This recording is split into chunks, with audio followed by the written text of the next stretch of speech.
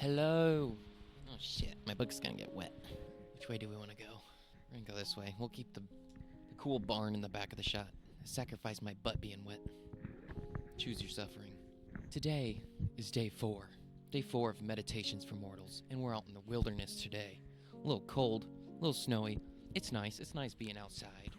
Getting outside for once. Enjoying the last of the snow that's coming down. Alright, let's begin on day 4. But before we begin, a word from our sponsor.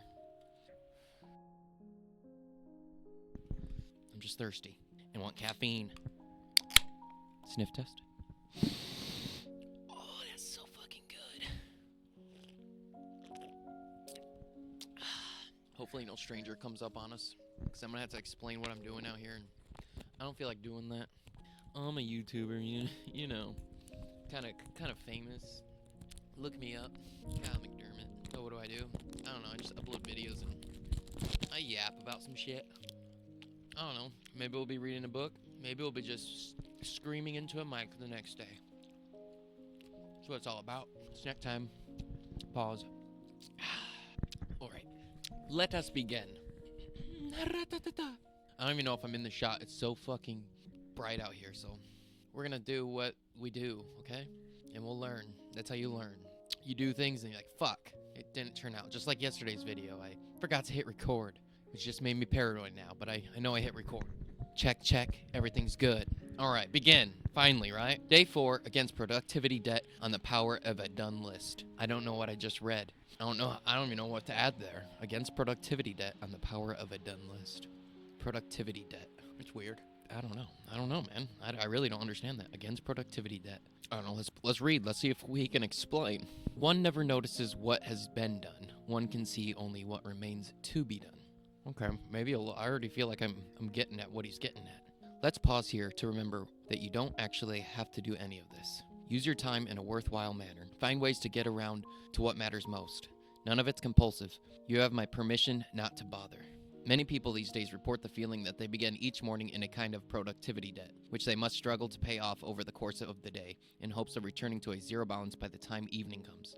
If they fail, or worse, don't even try, it's as though they haven't quite justified their existence on the planet. If this describes you, there's a chance that, like me, you belong to the gloomy bunch psychologists label insecure overachievers, which is a diplomatic way of saying that our accomplishments, impressive as they may sometimes be, are driven ultimately by feelings of inadequacy. For example, maybe you believe that you'll have earned your right to exist only when you attain a certain level of social standing, or income, or academic qualifications. Or perhaps you've tethered your self-esteem to the most crazy-making standard of all, realizing your potential, which means you never get to rest.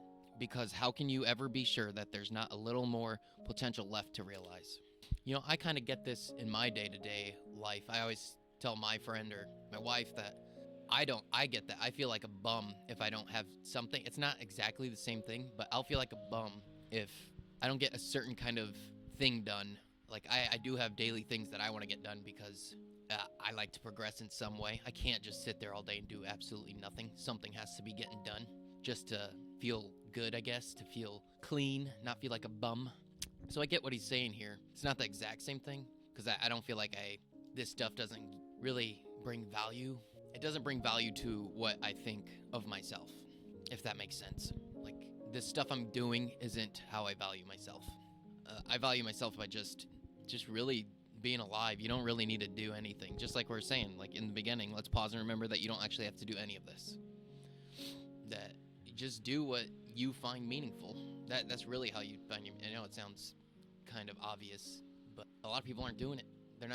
They're doing what they don't like. They're not even fitting into their day what they like doing. And I think a lot of people live their lives like that, which fucking sucks. But let's get back on to the pages here. Yeah, and he's saying that this... So I get what he's saying now. You're never going to feel like you get to rest because you're always going to have a to-do list. You're always going to wake up and keep doing this over and over. And that to-do list, eventually you are going to, you're going to croak and there's going to be a to-do list left. That thing's always there. That thing's there forever. All right, let's continue. The truth is that you don't need any of this. We're just saying.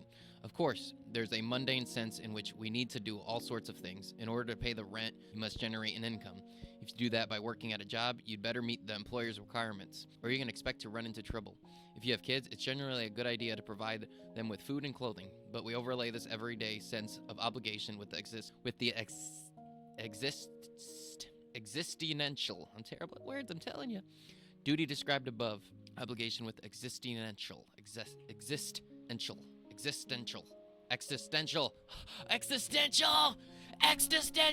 I can read. Existential. I got it. God, I'm smart. I swear. I'm telling you, I'm stupid, okay? It's much easier to walk around with that kind of mentality. All right. But we overlay this everyday sense of obligation with the existential duty described above. The feeling that we need to get things done, not only to achieve certain ends or to meet our basic responsibilities to others, but because it's a cosmic debt we've somehow incurred in exchange for being alive. As the philosopher Jung Carl Hun has written, we produce against the feeling of lack. We produce against the feeling of lack. It's fucking true. I was kind of just saying that, like I need to be doing something because I don't want to feel bummy. So I do stuff in order to not lack. Cool. Our frantic activity is often an effort to shore up a sense of ourselves as minimally acceptable members of society. Where all of these feelings of inadequacy come from is debatable and complex. You could start blaming the Protestant work ethic. Research suggests that many insecure overachievers start off as children raised to feel noticed and valued only when they're excelling at things. Oh, and you can also blame consumerism, which has an obvious vested interest in keeping people feeling inadequate. So they might be relied upon to purchase goods and services that promise to make the feelings go away. Shit, that one's an obvious one. Consumerism? Everyone's playing that. Everyone. Like, I even... It's hard not to go with the monkey brain. See shiny object, buy a object. I think there's little nuance to it, because you can buy stupid things. Why are you buying the stupid thing? Like, are you buying it to impress other people? Because that's really stupid. Are you buying it because when you see it, it sparks some sort of joy, some sort of interest in you, and you get good at the game of like, do I need this? Because you don't need anything except the essentials. You know that. Water, food, pussy, you know, dick, whatever it is you're into, you got it covered. I don't need to get into the specifics. All right, we're getting on track. What was I talking about? Yeah. What's not debatable, though, is that life as a productive debater is not fun at all. It's anxiety-inducing and exhausting, and it probably also contributes to modern epidemic of social isolation, since a tunnel vision focus of paying off your debt makes it much less appealing to prioritize apparently unproductive activities like hanging out with your friends. Worse still, the productivity debt mindset turns success into a kind of punishment. Each new accomplishment merely sets a higher standard that you feel you've got to reach next time around, so it becomes even harder to pay off your debt than it was before. That shit's so true. Whenever you accomplish it, that's a game in itself. Like trying to become successful, accomplish awesome things in life, whatever.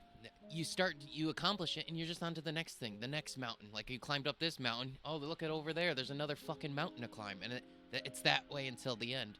And go ahead. I'm not saying don't accomplish things. Do it. That stuff's good. We're buying time until death here, man. Don't get into the trap that there's going to be something fulfilling. Don't do these things because you know, like, oh, once I finally get there and I do it, that's it. I've made it in life. No, you're going to start a new thing. So just know that when you're starting things that you don't go into it feeling that way. That you're going into it because you're just interested and you want to see where it goes. And you know that'll end and that'll, life. There's a difference though when you start knowing this. You don't, like they were just saying, you feel inadequate. You don't get that feeling of inadequacy because you know, like, oh, I started this because it was a fun process. It was a good journey, and now you're on to the next thing. That's life.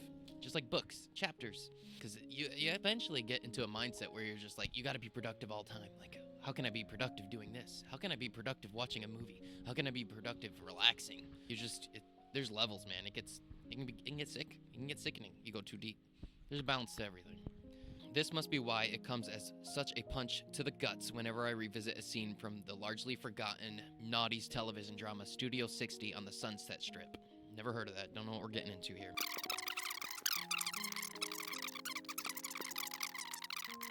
He's got to do it just as impressively all over again.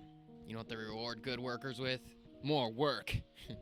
kind of what that reminds me of. Good job. See, you keep upping your productivity. You keep getting better. You get better at managing time more and more. In reality, you're not even managing time more. You're just trying to fit as much shit as you can because you think you're being productive. Hear sirens, man. Someone probably crashed in this weather. Yeah, so now he set himself up here. That's what I was just saying. He's gonna have to do it all again. But hey, if that's what he wants. There's a religious route of productivity debt. If you believe in a God who bestows grace, who loves and delights in you, in other words, regardless of how hard you strive to justify your existence by means of productivity, goodness, or anything else, but agnostics and atheists get to take a different path to a similar destination. If there isn't a God, then there's no authority with the power to demand that you earn your right to exist. You just do exist, and that has to be sufficient.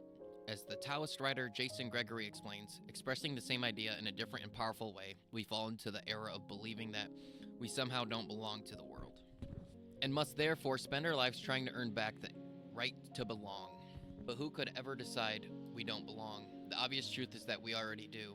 This isn't sentimentalism, just a hard-nosed statement of the facts. Look around, this is reality. It consists of a whole lot of atoms, a few of which constitute you. What could it even mean to say you don't belong? This is a good read, man. We are getting existential. My fingers are getting cold. Should wear gloves.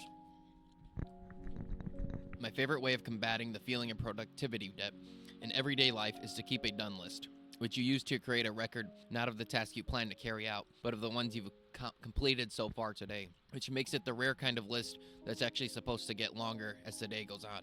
If you already use some kind of task management system, creating done list might be as simple as just not deleting tasks once you finish them, but moving them instead to a separate file or folder where you can watch the satisfaction as they accumulate. As Marie Curie understood, our default stance is to measure our actual accomplishments against all things we could, in principle still do. But that's a yardstick against which we're doomed to find ourselves perpetually wanting. By contrast, what makes a done list so motivating and encouraging is that it invites you to compare your output to hypothetical situations in which you stayed in bed and did nothing at all. And what makes that comparison any less legitimate than the other one? Plus, if you're really stuck in a rut, you can always define more loosely what gets to count as a completed task. Nobody else ever needs to know you added, made coffee, or took shower to your done list. A done list isn't solely a way to feel better about yourself, though. When you start to view each day not as a matter of paying off a debt, but as an opportunity to move a small but meaningful number of items over to your done list, you'll find yourself making better choices about what to focus on. You'll make more progress on them, too, since you'll be wasting less energy stressing about all the other tasks you're neglecting. And while I'm not going to pretend it happens all the time, you might even experience a few of those transcendent moments in which taking action on a project you care about, now that it's no longer serving the hidden agenda of making you feel better about yourself by helping it. God damn these trucks, man. And while I'm not going to pretend it happens all the time, you might even experience a few of those transcendent moments in which taking action on a project you care about, now that it's no longer serving the hidden agenda of making you feel better about yourself by helping you repay an imaginary debt. This is the lesson we insecure overachievers could do with getting into our skulls. Actions don't have to be things that we grind out, day after day, in order to inch ever closer to some elusive state of finally getting to qualify as adequate humans. Instead, they can just be enjoyable expressions of the fact that that's what we already are. That's what we already are. Inadequate humans. Trying to be adequate. Whoa. Whoa. Whoa. Hammer drop. You're inadequate. It kind of makes you feel better, right? It should make you feel better, though, because if we're inadequate, we're all here, we all suck, and we're all just trying to be better. That's what everyone's doing. Your default sucks. Do better. This was probably my least favorite chapter so far. It was still good. Still good. So he's saying pretty much don't make a ever-ending to-do list, but start keeping a list of what you've done. What you've done. Let that pile up. That way it doesn't bring so much anxiety, because if you have that to-do list, you're like, holy shit, I got all this to do, but still have that list, but move stuff over to a list of shit you did get done. That way you're like, well, look what I did do today. It might not have been much, but you got something done. Sometimes it feels like you get nothing done and you feel like shit, and that's because you run into problems. Maybe you made a bigger mess than that was created already in front of you, and you just feel like you fucked it up. But maybe sometimes creating a mess is what needs to be done in order to fix an already mess. So it might feel like you're going backwards, but in reality, you're going forwards. There really is no such thing as going backwards because you make mistakes, you fuck up, like an addict. You can feel like you're going backwards forever because you keep fucking up and slipping up, but fucking up is part of the process. That's what I got from this. That's what I got. That's what I took. And don't forget, I'm just another dude reading these pages. Go read them for yourself. Go enjoy them. Interpret them your way. I'm just reading them. We're enjoying the book together, documenting the journey. It'll be cool. It's gonna be so cool to look back at this when I'm dead. Yeah? Alright, get out of here. Oh, my butt's wet. It wasn't worth it. I don't even know if the camera's good. Is it good? Was it good? Did you enjoy? I'm gonna sit out here for a little bit longer. Enjoy myself. A little extra yap for you. I'm not even... If I feel like reading these books, I feel like an imposter. Because it's like, who am I to read these? Especially with my vocab and like my pronunciations. I don't care. But I know there would be people like, dude, why are you reading that? Like, because I enjoy it. I enjoy it. I know I'm not the best reader, but hey, I can get better, I think. I don't know. If I don't, oh well. My main thing that I bring to YouTube that I keep posting is just being you. Being you, be authentic, show up. There's gonna be people. Like, if you want to start a channel, I've always wanted. I told you, this is an extra yap. That's what I do. This is what I do. I gotta lean more into this. I don't like following a formula of like, oh, this is gonna be a book video. Well, maybe it's gonna be a book and a yap video. We're not even talking about the book anymore. I don't think it needs to be. I'm just a dude on the tube. I'm a YouTube dude. Song coming out. Keep an eye out. YouTube dude coming at you live. I'm a dude on the tube. I'm a YouTube dude. There's a whole bunch of waspness up here.